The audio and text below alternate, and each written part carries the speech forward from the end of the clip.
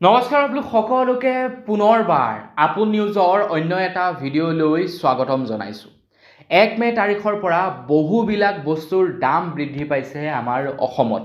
আপোনালোকে হয়তো ইতিমধ্যে গম পাইছে কি বস্তুৰ দাম বৃদ্ধি পাইছে আৰু কি বস্তুৰ দাম কমিছে। আপোনালোকে হয়তো প্ৰথমেই গম পালে যে গেছৰ দামটো বৃদ্ধি পাইছে, হয়তো আপোনালোকে গম পালে মদৰ দাম বৃদ্ধি পাইছে, কিন্তু তাৰ লগে লগে আৰু কিছুমান বস্তুৰ দাম বৃদ্ধি পাইছে, কিছু বস্তুৰ দাম কমিছে। সেই সম্পৰ্কে আজিৰ এই ভিডিঅ'টোত মই আপোনালোকক জনাম। তো ভিডিঅ'টো প্ৰথমৰ পৰা শেষলৈকে চাই থাকিব। মে'ৰ 1 তাৰিখৰ দিনাখন কি বস্তুৰ দাম বৃদ্ধি পালে। তো মই শ্ৰীপাঞ্জি গগৈ, আপোনালোকে চাই আছে আপোন নিউজ। আহক আৰম্ভ কৰোঁ আজিৰ ভিডিঅ'। তো আগবাঢ়িছোঁ আজিৰ খবৰটোৰ ফালে। খবৰটো দিয়াৰ আগতে আপোনালোক সকলোকে সৰুকৈ এটা অনুৰোধ, যদি খবৰটো চাই ভাল পায় তেন্তে লাইক এটা কৰিবলৈ নাপাহৰিব, আৰু চেনেলটো যদি ছাবস্ক্ৰাইব কৰা নাই তেন্তে চেনেলটো ছাবস্ক্ৰাইব কৰি ল'ব। আগবাঢ়িছোঁ প্ৰথমটো দাম বৃদ্ধি হোৱা বস্তুৰ ফালে। খবৰ ওলাই পৰিছে, একজেক্টলি বস্তু নহয়, এতিয়াৰে পৰা বেংকে আপোনালোকৰ একাউণ্টৰ কিছু চাৰ্জেছ বৃদ্ধি কৰিব বুলি জনাইছে। বহু এক্সট্ৰা চাৰ্জেছ লগাব এতিয়া বেংকে একাউণ্টসমূহৰ ওপৰত। তো আপোনাৰতো নিশ্চয় বেংকৰ একাউণ্ট আছে, হয়নে নহয়? তো বেংকৰ একাউণ্ট যিহেতু আছে, এতিয়া আপোনালোকে বহু বেছি পৰিমাণে চাৰ্জেছ ভৰিব লাগিব। ক'ত কি চাৰ্জেছ লগাব সেইবিলাক আপোনালোকে ধৰিবই নোৱাৰিব। এক প্ৰকাৰ ক'বলৈ গ'লে আমাৰ এনেকুৱা বহুখিনি চাৰ্জেছ আছে যিখিনি অলৰেডি লৈ আছে। তো সেই চাৰ্জেছবিলাক বৃদ্ধি পাব। যেনে এটিএমৰ পৰা পইচা উইথড্ৰ কৰাৰ চাৰ্জেছ বৃদ্ধি পাব। যেনে আপোনাৰ যদি লিমিট পাৰ হৈ যায়, লিমিট পাৰ হৈ গ'লে আপোনালোকে যদি ট্ৰানজেকশ্যন কৰে, সেই ট্ৰানজেকশ্যনত যি পইচা ডিডাক্ট কৰে তাৰ চাৰ্জেছ বৃদ্ধি পাব। একাউণ্ট মেইনটেনেঞ্চ চাৰ্জ যি নেকি তেওঁলোকে লয়, সেই একাউণ্ট মেইনটেনেঞ্চ চাৰ্জ তেওঁলোকে এক্সট্ৰা বেছিকৈ ল'ব। তাৰ লগতে আপোনালোকৰ বাউন্সাৰ্ছ বেছি ল'ব। এনেকুৱা বহুখিনি চাৰ্জ আছে। যেনে আপোনাৰ মোবাইলত যেনিবা EMI এটা ডিডাক্ট কৰিব লগা আছিলে, একাউণ্টত পইচা নাই, তেনে ক্ষেত্ৰত বেংকে কি কৰে, আপোনাৰ এটা বাউন্সাৰ্ছ লগায়, সেই বাউন্সাৰ্ছ বৃদ্ধি হ'ব। এনেকুৱা বহুখিনি চাৰ্জেছ আছে। তো সেই চাৰ্জেছবিলাক এতিয়া বৃদ্ধি কৰিব আৰু এক্সট্ৰা কিছু চাৰ্জেছ লগাব বুলি জনাইছে। চ' বেংকৰ একাউণ্ট যদি আছে তেনেহ'লে 1 মে তাৰিখৰ পৰা আপোনালোকে বেংকৰ একাউণ্টৰ লগত খেলিমেলি নকৰিব, নহ'লে কিন্তু চাৰ্জেছৰ ওপৰত চাৰ্জেছ আপোনালোকৰ লাগি থাকিব। আজিকালি মিনিমাম বেলেঞ্চ নহ'লেও চাৰ্জ কাটে, গতিকে সেই ক্ষেত্ৰতো আপোনালোকৰ চাৰ্জ কাটিব পাৰে। চ' আপোনালোক অকণমান বেংকৰ একাউণ্টবিলাক যধে মধে য'তে ত'তে নুখুলিব, নহ'লে পকেটৰ পইচা যাব বাপেকে। আগবাঢ়িছোঁ ইয়াৰ পাছৰটো খবৰ ফালে। খবৰ ওলাই পৰিছে 1 মে তাৰিখৰ পৰা আমাৰ ভাৰতবৰ্ষত এটা নতুনকৈ নিয়ম প্ৰযোজ্য হৈছে, আৰু সেই নিয়মটো হৈছে যিসকল লোকে নেকি অনলাইন গেম খেলে তেওঁলোকৰ ওপৰত। অনলাইন গেম যিসকলে নেকি গেমবিলাক খেলে, ধৰি লওক জুৱা খেলে, তেওঁলোকৰ কাৰণে সলনি হৈছে 1 তাৰিখৰ পৰা নতুনকৈ নিয়ম। এতিয়া আমাৰ ভাৰতবৰ্ষত সম্পূৰ্ণৰূপে জুৱা খেলবিলাক নিষিদ্ধ। এনেকুৱা বহুতো প্লেটফৰ্ম আছে, প্লেটফৰ্মবিলাকৰ নাম এতিয়া ইয়াতে আপোনালোকক নলওঁ, যিহেতু আজিকালি ইউটিউব বিৰাট ষ্ট্ৰিক্ট হৈছে। হয়তো ভিডিঅ'টো য়েল্ল' ডলাৰ কৰি দিব, নহ'লে আপোনাৰ তেওঁলোকে কমিউনিটি ষ্ট্ৰাইক দি দিব। চ' সেইকাৰণে নামবিলাক ইয়াতে উল্লেখ নকৰোঁ, কিন্তু এনেকুৱা বহুতো গেম আছে যিবিলাক গেম খেলি নেকি মানুহে পইচা উপাৰ্জন কৰিম বুলি ভাবে, কিন্তু ওলোটা পইচা যায়হে। বহুতো ইনফ্লুৱেঞ্চাৰ আছে যিবিলাকে নেকি সেই গেমবিলাকক প্ৰমোট কৰি থাকে। চ' সেই গেমবিলাক এতিয়াৰে পৰা সম্পূৰ্ণৰূপে নিষিদ্ধ। এতিয়া নিষিদ্ধ বুলি ক'লে আৰু একেবাৰে বেন কৰিবতো নোৱাৰি, উলিয়াই থাকে বিভিন্ন প্ৰকাৰেৰে। তো আপোনালোকে যদি খেলে আৰু আপোনালোকে যদি সেই গেম খেলি থকা ধৰা পৰে, তেনেহ'লে আপোনালোকৰ যিটো বেংকৰ একাউণ্টত পইচা ট্ৰানজেকশ্যন কৰিব, সেই একাউণ্টটো ফ্ৰিজ হ'ব, লগতে আপোনাৰ ওপৰত এজাহাৰ দাখিল FIR ৰুজু হ'ব, আৰু 5 সাল পৰ্যন্ত জেল হ'ব পাৰে বুলি জনাইছে। তো এই কোম্পেনীবিলাকে কি বৰ বেয়া ধৰণে পইচা দিয়ে ইনফ্লুৱেঞ্চাৰবিলাকক, যিবিলাকে কণ্টেণ্ট ক্ৰিয়েট কৰে। চ' আমালৈও আহি থাকে তেনেকুৱা অফাৰ, কিন্তু মই কেতিয়াও এনেধৰণৰ ভিডিঅ'বিলাক বা এনেকুৱা এপছবিলাক প্ৰমোট কেতিয়াও নকৰোঁ। চ' কিন্তু বাকীবিলাক ইনফ্লুৱেঞ্চাৰে কৰি থাকে, তো আপোনালোক সাৱধান। তো তেওঁলোকে প্ৰমোট কৰি টকা গোটাই আছে, ধামাকা পইচা দিয়ে ক'লোঁ নহয়, আপোনালোকে আচৰিত হৈ যাব। মোৰ কেতিয়াবা এনেকুৱা হয় যে ভাই মই কি কৰি আছোঁ, ইমান এটা সামান্য কাম কৰি ইমান টকা পাইছোঁ। ইমান মানুহ আছে, এনেকুৱা কিছুমান আছে এডুকেটেড মানুহ, বহুত ভাল পঢ়া মানুহ, তো তেওঁলোকে গোটেই দিনডাল কাম বন কৰি বা গোটেই মাহটো কাম কৰিও সেই পৰিমাণৰ নাপায়। চ' কেতিয়াবা অকণমান নিজৰ ওপৰতে কিবা লিখাগে। চ' তেনেকুৱা সেইবিলাকে বৰ সাংঘাতিক ৰকমে পইচা দিয়ে। গতিকে সেইবিলাকে ভিডিঅ' বনাই নিজে ঢেৰ ধনী হ'ব, আপোনালোকৰ পইচা এনেই যাব। গতিকে এইবিলাক নকৰিব। 5 সাল এতিয়া জেল হ'ব, 5 বছৰ আপোনালোকৰ জেল হ'ব। আগবাঢ়িছোঁ ইয়াৰ পাছৰটো খবৰ ফালে। মই আপোনালোকক কৈছিলোঁ বেংকসমূহে এতিয়া তেওঁলোকৰ চাৰ্জেছবিলাক বৃদ্ধি কৰিব। এতিয়া ষ্টেট বেংকৰ ফালৰ পৰা খবৰ ওলাই পৰিছে ষ্টেট বেংকে তেওঁলোকৰ ক্ৰেডিট কাৰ্ডৰ লেট পে'মেণ্ট চাৰ্জেছ বৃদ্ধি কৰি দিছে। ধৰি লওক আপোনালোকে যিমানটো এমাউণ্টৰ ক্ৰেডিট কাৰ্ডৰ পইচা ব্যৱহাৰ কৰে তাৰ ওপৰত তেওঁলোকে আগতে এটা চাৰ্জ লগায় আৰু কিমান পাৰ্চেণ্ট মোৰো একজেক্ট মোৰ মনত নাই লগায় আৰু তেওঁলোকে এটা লেট চাৰ্জেছ লগায়। তো এতিয়াৰে পৰা সেই লেট চাৰ্জেছটো আৰু বৃদ্ধি কৰি দিব। ডেট মিনছ আপোনালোকে এদিনো যদি লেট কৰে তেনেহ'লে আপোনালোকে অত্যাধিক ইণ্টাৰেষ্ট ভৰিব লাগিব, মানে লেট ফি ভৰিব লাগিব। প্ৰত্যেক বেংকৰ বা প্ৰত্যেক কোম্পেনীৰ লেট চাৰ্জেছবিলাক বেলেগ বেলেগ আৰু ধৰি লওক এমাউণ্ট ৱাইজত লেট চাৰ্জবিলাক হয়। আপোনালোকৰ যদি 500 টকা থাকে তাত লেট চাৰ্জ কমকৈ লাগে, পাৰ্চেণ্টেজ ৱাইজত লেট চাৰ্জ লাগে। চ' আপোনালোকৰ যদি ক্ৰেডিট কাৰ্ডৰ বিল পৰিশোধ কৰিবলৈ আছে তো আপোনালোকে একজেক্ট টাইমতে বিল পৰিশোধ কৰিব, নহ'লে কিন্তু লেট চাৰ্জ এতিয়া বৃদ্ধি কৰি দিব। চ' সেই কথাটো কিন্তু মনত ৰাখিব। আগবাঢ়িছোঁ ইয়াৰ পাছৰটো খবৰ ফালে। এইখিনি খবৰ ওলাই পৰিছে একেদিনাখনেই বোলে সোণৰ দাম আকাশ পাইছেগৈ। সোণৰ দাম একেদিনাখনেই 2290 টকা বৃদ্ধি পাইছে। 2290 টকা সোণৰ দাম বৃদ্ধি পাইছে আৰু তাৰ লগতে ৰূপত প্ৰায় 4031 টকা দাম বৃদ্ধি পাইছে পাৰ কিলো সোণত, পাৰ কিলো ৰূপত প্ৰায় 4031 টকা আৰু পাৰ 10 গ্ৰাম সোণত প্ৰায় 2290 টকা বৃদ্ধি পাইছে। মানে আপোনাৰ দাম কমিছিলে যেনেকৈ সোণৰ দাম এতিয়া বৃদ্ধি পাইছেও তেনেকৈ। আৰু এই বস্তুবিলাকৰ দামবিলাক যে আপছ ডাউন হৈছে ইয়াৰ একমাত্ৰ কাৰণ হ'ল বৰ্তমান সময়ত ইৰাণ, ইজৰাইল আৰু আমেৰিকাৰ মাজত যি যুদ্ধ চলি আছে সেই যুদ্ধৰ কাৰণে। আৰু এই যুদ্ধ ৰখিলেও কিন্তু দাম যে ৰখিব মানে সেইটো আপোনালোকে ভাবি নল'ব যে যুদ্ধ ৰখি গ'লে দামবিলাক কমি যাব। এই যে যুদ্ধৰ মানে লৈ পিনি দামবিলাক যে বাঢ়িলে, দাম আৰু কোনোদিন নকমে, দাম বাঢ়িয়ে থাকিব।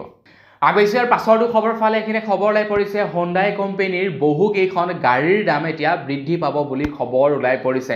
হোণ্ডাই যেনে ভাৰ্নাখনত প্ৰায় 35,000 টকা বৃদ্ধি পাব, i20ত প্ৰায় 50,000 টকা, তাৰপিছত অ'ৰা গাড়ীখনত প্ৰায় 15,000 টকা, এনেকুৱা প্ৰায়খিনি গাড়ীত এতিয়া 60,000 টকা পৰ্যন্ত বৃদ্ধি পাব বুলি জনাইছে। গাড়ীৰ দাম বৃদ্ধি পাব আৰু ইয়াৰ একমাত্ৰ কাৰণ হৈছে বৰ্তমান সময়ত কিছু মেটেৰিয়েলৰ দাম বৃদ্ধি পাইছে আৰু সেই মেটেৰিয়েলবিলাকৰ দাম বৃদ্ধি হোৱাৰ কাৰণে গাড়ীবিলাক বনাওঁতে যিবিলাক মেটেৰিয়েল ইউজ হয় সেইবিলাকৰ দাম যদি বৃদ্ধি পায় গাড়ীবিলাকৰ দাম অভিয়াছলি বাঢ়িব। আৰু তাৰ লগতে চৰকাৰে কিছু টেক্স বৃদ্ধি কৰি দিছে বৰ্তমান সময়ত আৰু সেই টেক্স বৃদ্ধি কৰি দিয়াৰ কাৰণেও গাড়ীৰ দামবিলাক বৰ্তমান সময়ত বৃদ্ধি পাইছে। চ' ক'বলৈ গ'লে আৰু কি মানে কোনো এটা বস্তুৰ দাম বৃদ্ধি পোৱা মানে বাকী সেই বস্তুটোৰ লগত জড়িত থকা বাকী বস্তুবিলাকৰ দামো বৃদ্ধি পোৱা। যেনে ধৰি লওক এতিয়া গেছৰ দামটো বৃদ্ধি পাইছে। গেছৰ দাম বৃদ্ধি পোৱাৰ লগে লগে আমি ৰেষ্টুৰেণ্ট এখনত যদি আগতে 60 টকাত ভাত খাই আছিলোঁ এতিয়া তেওঁলোকে আমাৰ পৰা 80 টকা ল'ব। মানে চিম্পুল কথা, কাৰণ আগতে এটা কমাৰ্চিয়েল চিলিণ্ডাৰ 1600 টকাত পাইছিলে, এতিয়া 3100 টকা, মানে অলমষ্ট প্ৰায় 3200 টকামান হ'লগৈ। চ' যিজন মানুহে নেকি আগতে 1600 টকাত পাই থকা বস্তুটো এতিয়া 3200 টকাত কিনিব লগা হৈছে, আধা মানে 100% দাম বাঢ়ি গৈছে। তো সেইখন দোকানত আপোনালোকে ভাত খাবলৈ যাওঁতে আগতে যদি 50 টকাত পাইছে মোৰ মতে এতিয়া 100 টকা ল'ব লাগে, আগতে যদি 60 টকাত পাইছিলে এতিয়া 120 টকা ল'ব লাগে। তো তেনে ক্ষেত্ৰত তেওঁলোকে 50 টকাৰ জেগাত 100 টকা নকৰিলেও 50 টকাৰ জেগাততো 70 টকা কৰিবই, হয়নে নহয়? এতিয়া 50 টকাৰ জেগাত 70 টকা দি যেতিয়া কোনো এজন ব্যক্তিয়ে ভাত খাবলৈ যাব হোটেলখনত, তো সেই ব্যক্তিজনে যিটো কাম কৰে সেই কামতো তেখেতে পইচা বেছিকৈ উপাৰ্জন কৰিব লাগিব। ধৰক গাড়ী চালক এজনে তো ভাড়াটো বঢ়াবই লাগিব, এইফালে পেট্ৰলৰ দাম বাঢ়িব, এইফালে গেছৰ দাম বাঢ়িব, হয় নে নহয়? চ' কোনো এটা বস্তুৰ দাম বঢ়াৰ লগে লগে আল্টিমেটলি গোটেইবিলাক বস্তুৰ দামতে ইফেক্ট পৰে আৰু তাতে আকৌ আমাৰ ভাৰতীয় পইচাৰ মূল্য মানে দিন প্ৰতিদিন কমিয়ে গৈ আছে আৰু সেইটো এটা মেইন ফেক্টৰ। সেইটোৰ কাৰণেও বস্তুৰ দামবিলাক বাঢ়িছে। আগবাঢ়িছোঁ ইয়াৰ পাছৰটো খবৰ ফালে। খবৰ ওলাই পৰিছে প্ৰপাৰ্টি ৰেজিষ্ট্ৰেশ্যন ফিজ এতিয়া বৃদ্ধি পাব। প্ৰপাৰ্টি ৰেজিষ্ট্ৰেশ্যন ফিজ অকল সেয়াই নহয়, প্ৰপাৰ্টি ৰেজিষ্ট্ৰেশ্যনৰ ওপৰত বহুকেইটা নিয়ম চেঞ্জ কৰিব বুলিও কিন্তু জনাইছে। চ' আপোনালোকৰ যদি মাটি ম্যাদী পট্টা কৰিবলৈ আছিলে বা কিবা কিবি কৰিব লগা আছিলে এতিয়া আপোনালোকে বেছিকৈ টকা ভৰিব লাগিব। বিশেষকৈ যিসকল মানুহে টাউন এৰিয়াত মাটি ক্ৰয় কৰিব ন, টাউন এৰিয়াত মাটি ক্ৰয় কৰা মানুহবিলাকে ৰেজিষ্ট্ৰেশ্যন ফিজ বেছিকৈ পৰিশোধ কৰিব লাগিব, কাৰণ গাঁৱৰ তুলনাত চহৰৰ মাটিবিলাকৰ ভেলুটো অকণমান বেছি আৰু সেই ভেলু ৱাইজত এতিয়া ৰেজিষ্ট্ৰেশ্যন ফিজ বা মাটিৰ কাম কাজৰ কাৰণে যিবিলাক নেকি পইচা লয় সেই পইচাবিলাক বেছিকৈ ভৰিব লাগিব। আগতে 1% নে কিমান দিব লাগে নেকি টোটেল এমাউণ্টৰ ওপৰত, এতিয়া বেছিকৈ পৰিশোধ কৰিব লাগিব। আগবাঢ়িছোঁ ইয়াৰ পাছৰটো খবৰ ফালে। খবৰ ওলাই পৰিছে জম্মু কাশ্মীৰৰ পৰা। জম্মু কাশ্মীৰত 18% দাম ইনক্ৰিজ কৰিছে গাড়ীৰ ভাড়াৰ 18% দাম ইনক্ৰিজ কৰি দিছে। এতিয়া ক'লোৱে আপোনালোকক কোনো এটা বস্তুৰ দাম বঢ়াৰ লগে লগে বাকী বস্তুবিলাকৰ দাম ইনক্ৰিজ হোৱাটো স্বাভাৱিক কথা এতিয়া পেট্ৰলৰ দাম বাঢ়িছে পেট্ৰলৰ দাম বঢ়াৰ লগে লগে ভাই এফালে আপোনাৰ ভাড়াৰ দামটো বঢ়াবই লাগিব হয়নে নহয় আৰু যিজন গাড়ী চালকে নেকি গাড়ী চলাই জীৱন নিৰ্বাহ কৰি আছিলে সেই মানুহজনে যেতিয়া আগতে 50 টকা পোৱা ভাতটো এতিয়া 100 টকাত কিনি খাব লাগিব তো সেই মানুহজনেতো তেখেতৰ গাড়ীৰ ভাড়া বঢ়াবই লাগিব যিজন হাজিৰা কৰা মানুহে আগতে 10 টকা দি পিনে হাজিৰা কৰিবলৈ গৈছিলে গাড়ীত সেই মানুহজনে যেতিয়া নেকি 20 টকা দিব লাগিব তো তেখেতেতো ভাড়া মানে দৈনিক হাজিৰা বেছিকৈ ল'বই লাগিব আগতে 10 টকা খৰচা হৈছিলে এতিয়া 20 টকা হ'ব এফালে খোৱাত যাব গতিকে আল্টিমেটলি এটা বস্তুৰ দাম বঢ়াৰ লগে লগে গোটেই বস্তুবিলাকৰ দাম অট'মেটিকেলি বাঢ়ি গৈ থাকিব ইয়াৰ পাছতেই আকৌ খবৰ ওলাই পৰিছে আন্তঃৰাষ্ট্ৰীয় বজাৰত কেঁচা অইলৰ দামটো বৃদ্ধি কৰি দিছে আগতে আছিলে $71 পাৰ বেৰেল কেঁচা অইলৰ দাম আৰু এতিয়া হৈছে $126 পাৰ বেৰেল কেঁচা অইলৰ দাম আৰু ইৰাণে কৈছে $126টো $140লৈ পাবগে বুলি জনাইছে $126 বৰ্তমান হৈ আছে ইৰাণ ইজৰাইলৰ যুদ্ধৰ আগতে আছিলে $71 পাৰ বেৰেল কেঁচা অইলৰ দাম কিন্তু এতিয়া $126 হৈছেগে আকৌ ইৰাণে আকৌ তাতে কৈছে যে $126ই নহয় $140লৈকে হ'বগে গতিকে পেট্ৰল ডিজেলৰ দামটো একদম জোৰ জবৰদস্তি কমাই থৈছে বুলি ক'ব পাৰি জোৰ জবৰদস্তি কমাই আছে আনফালে আকৌ যিমানবিলাক পেট্ৰলিয়াম কোম্পানী আছে তেওঁলোকে কৈছে যে তেওঁলোকে লোকচানৰ সন্মুখীন হৈ আছে লোকচানত বৰ্তমান পেট্ৰল ডিজেল পৰিশোধ মানে মানুহক দি থাকিব লগা হৈছে গতিকে তেওঁলোকে ইলেকশ্যনৰ কাৰণে ৰখি আছিলে এতিয়া লাহে লাহে যিবিলাক লোকচান হৈছিলে সেই বস্তুবিলাক তেওঁলোকে এতিয়া ৰিকভাৰ কৰিব আৰু সেইখিনিতে আকৌ আৰু এটা মানে খাটাৰনাক মানে সমস্যা হৈ গ'ল ট্ৰাম্পে এতিয়া হৰমুজ অলমষ্ট লৈ ল'লে বুলি ক'ব পাৰি ইৰাণে কোনো বাধা প্ৰদান কৰা নাই ভাৰতলৈ আহিবলগীয়া যিবিলাক নেকি আপোনাৰ তেলৰ জাহাজ আছে সেই জাহাজবিলাক ইৰাণে ৰখাই থোৱা নাই কিন্তু এতিয়া ট্ৰাম্পে ৰখাই দিছে মানে আমেৰিকাই ৰখাই দিছে ভাৰতলৈ আহিব লগা প্ৰত্যেকবিলাক জাহাজ এতিয়া ইৰাণৰ সমস্যাটো এদাই হ'ল এতিয়া আমেৰিকাই বাধা প্ৰদান কৰি আছে এতিয়া আমেৰিকাৰ সৈতে আমাৰ ভাৰতৰ সম্পৰ্ক ভাল গতিকে ভাল হোৱাৰ পাছতো দেখোন আহিব পৰা নাই ফচি আছে যাৰ কাৰণে হয়তো আপোনালোকে দেখা পাইছে এই কেইদিনত প্ৰায়খিনি তেল ডিপু বন্ধ আছে আগৈছো ইয়াৰ পাছৰ খবৰ ফালে মই আপোনালোকক কৈছিলোঁ আমাৰ ভাৰতৰ যিমানবিলাক পেট্ৰলিয়াম কোম্পানী আছে পেট্ৰলিয়াম কোম্পানীসমূহে কৈছে যে তেওঁলোকে বৰ্তমান সময়ত পেট্ৰল ডিজেল ঘাটাত বিকি আছে আৰু ঘাটাত বিকিবই আগতে $71 পাৰ বেৰেলত তেওঁলোকে কিনি আছিলে আৰু সেইখিনি বস্তুকে এতিয়া তেওঁলোকে $126 পাৰ বেৰেলত কিনিব লগা হৈছে আৰু তেওঁলোকৰ ওপৰত মানে ইমানেই প্ৰেছাৰ আহিছে ইলেকশ্যনৰ কাৰণে তেওঁলোকে দামবিলাক বঢ়াব পৰা নাছিলে এতিয়া ইলেকশ্যনৰ গ'লটো ইলেকশ্যন যোৱাৰ লগে লগে এতিয়া দামবিলাক লাহে লাহে তেওঁলোকে ইনক্ৰিজ কৰিব কিন্তু তেওঁলোকে যি সময়ছোৱাত নেকি এটা সময় তেওঁলোকে দি দিলে ন লোকচানত এতিয়া আধা দাম বাঢ়ি গৈছে চাওকচোন আপোনালোকে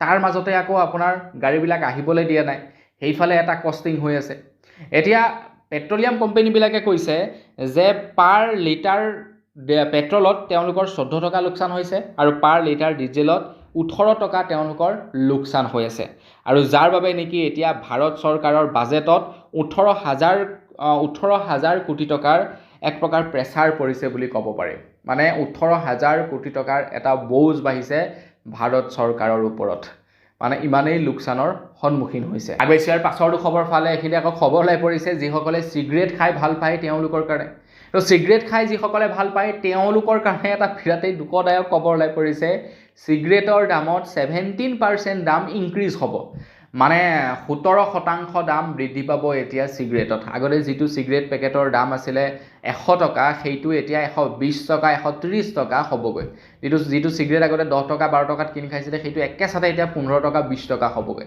মানে ধামাকা দাম বঢ়াই দিছে 17% দাম ইনক্ৰিজ হ'ব তো ইয়াৰ একমাত্ৰ কাৰণ হৈছে বাহিৰৰ পৰা যিহেতু চিগাৰেটৰ যিবিলাক মেটেৰিয়েল সেইবিলাক আহে চিগাৰেট বনাবলৈ ব্যৱহাৰ হোৱা তো সেই বস্তুবিলাক এতিয়া যিহেতু দামত কিনিব লগা হৈছে আমাৰ ভাৰতীয় পইচাৰ দাম কমিছে সো সেই কাৰণে এতিয়া কোম্পানীসমূহে তেওঁলোকৰ বস্তুবিলাক বা প্ৰডাক্টবিলাকৰ দামো বঢ়াই দিছে আগৈছো ইয়াৰ পাছৰো খবৰ ফালে এইখিনিতে বিৰাটে এটা শ্বকিং খবৰ ওলাই পৰিছে যিটো নেকি সৰু 5 কেজি ওজনৰ গেছ সেইটো এতিয়া 1700 টকা পৰ্যন্ত দাম হ'ব বুলি খবৰ ওলাই পৰিছে 1700 টকা পৰ্যন্ত তো এই সিলিন্ডাৰটো যদি আপোনালোকে মানে সৰু 5 কেজি ওজনৰ সিলিন্ডাৰটো যদি আপোনালোকে এজেন্সি বা আপোনালোকে যদি মানে ভৰাবলৈ ৰিফিল কৰিবলৈ যায় তেনেহলে কি হয় আপোনালোকক কোনো ধৰণৰ অন্যান্য কাগজৰ দৰকাৰ নাই কেৱল আধাৰ কাৰ্ড বা আপোনালোকে পান কাৰ্ড লৈ গ'লে ৰিফিল কৰি আনিব পাৰে এজেঞ্চিৰ পৰা। অৱশ্যে সেই সৰু চিলিণ্ডাৰটো 5 কেজি ওজনৰ চিলিণ্ডাৰটোৱে সহায় কৰিছিলে সেইসকল মানুহ যিসকলে নেকি ধৰি লওক বেলেগত গৈ কাম কৰি আছে, তো ষ্টুডেণ্টবিলাকক সহায় কৰিছিলে। এতিয়া সেইটোৰ দামো বৃদ্ধি পাব, 1700 টকা পৰ্যন্ত হ'বগৈ বুলি খবৰ ওলাই পৰিছে। দে বাপেকে, তালি এটাতো হ'বই লাগে, ইমান মানে ভাল খবৰ ওলাইছে নহয় জানো। আগবাঢ়িছে একেবাৰে শেষৰটো খবৰ ফালে। তো একেবাৰে শেষৰ খবৰটো অৱশ্যে আপোনালোকে ইতিমধ্যে গম পালে, ময়ো যোৱাকালি খবৰত আপোনালোকক জনাইছিলোঁ, যিটো কমাৰ্চিয়েল চিলিণ্ডাৰ আছিলে, কমাৰ্চিয়েল চিলিণ্ডাৰৰ দাম এতিয়া বৃদ্ধি পাইছে। কিন্তু সেইখিনিতে আকৌ এটা কথা, আকৌ ডমেষ্টিক চিলিণ্ডাৰৰ দাম বৃদ্ধি পোৱা নাই। কিয় বা দাম বৃদ্ধি নকৰিলে নাজানো আৰু। কমাৰ্চিয়েলৰ দামো বৃদ্ধি কৰিলে, সৰু চিলিণ্ডাৰটোৰ দাম বৃদ্ধি কৰিলে, কিন্তু ডমেষ্টিকটোৰ দাম বৃদ্ধি কৰা নাই। এতিয়া খবৰ ওলাই পৰিছে কমাৰ্চিয়েল চিলিণ্ডাৰত 993 টকা দাম বৃদ্ধি পাইছে। যিটো 19 কেজি ওজনৰ চিলিণ্ডাৰ সেইটোত 993 টকা, আৰু লগতে যিটো নেকি সৰু 5 কেজি ওজনৰ সেইটোত 261 টকা দাম বৃদ্ধি পাইছে বুলি খবৰ ওলাই পৰিছে। মুঠৰ ওপৰত ক'বলৈ গ'লে আমাৰ পকেট খালী হ'বলৈ আৰু বেছি দিন নাই, পকেট খালী হোৱা আৰম্ভ হ'ব আৰু এতিয়া। তো বন্ধুবান্ধৱ বিয়াগল বছ, আজিৰ ভিডিঅ'ত জনাবলগীয়া খবৰ ইমানকেইটাই আছিলে। খবৰকেইটা জানি আপোনালোকে কেনে পালে কমেণ্ট ছেকশ্যনত জনাব। যদি অলপ ভাল লাগিলে তেন্তে লাইক এটা কৰিব, ভালনো ক'ত লাগিব চাগে আপোনালোকৰ আৰু নহয় জানো। তো আজিৰ ভিডিঅ'টো ইমানেই, পুনৰ এটা ভিডিঅ'ত লগ পোৱাৰ আশা বিদায় মাগিছোঁ। ধন্যবাদ, জয় অসম।